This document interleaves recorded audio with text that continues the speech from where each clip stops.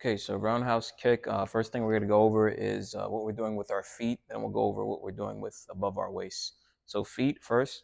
First thing you want to make sure is that you're opening up your foot towards your target, right? Ideally, you want to get the inside of your foot or your heel to face towards the target, right? I'm going to do that by pivoting my foot over. I want to get onto the ball of my foot and pivoting over, right? That pivot is going to allow me to open up my hips and face it towards the target and generate force towards the bag. So here's my kick, roundhouse, touch, boom. I'll go a little bit harder on this one, and kick. All right. Also, when I come up on the ball of my foot right here, you want to make sure that leg is locked, right? A lot of times a common mistake I'll see, people kind of sit on that leg here. You can keep a slight soft bend in the leg, but when I stand up on the ball of the foot, you're going to make sure it's locked and make sure you have a nice straight line from your ankle to your hip.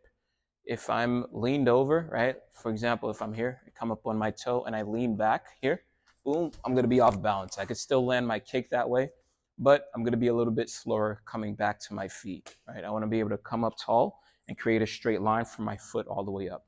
So here's my roundhouse kick one more time. Up, pivot and turn, all right? Second, above my waist, we have what we call the head to seatbelt rule, all right? So the side that my standing leg is on, that's going to be my cell phone. I want to keep that tight to my head.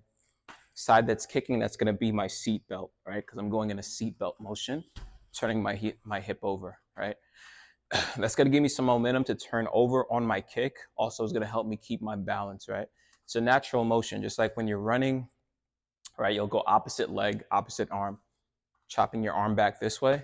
In the same fashion, when I whip my hip forward, I'm going to chop that arm back. So I'm here, one more time, up, touch, again, good. Good way to start out is to start out slow and controlled, right? Because if I can control the kick and kick the bag as if I was kicking a baby, kicking a 4-year-old. So I want to kick really light, up, light and controlled, and that's going to help me control the kick and help with my balance, right? So I'm here, up, touch, up, and touch. And then from there, I want to keep the technique the same, and I just add the power on once I've got that down.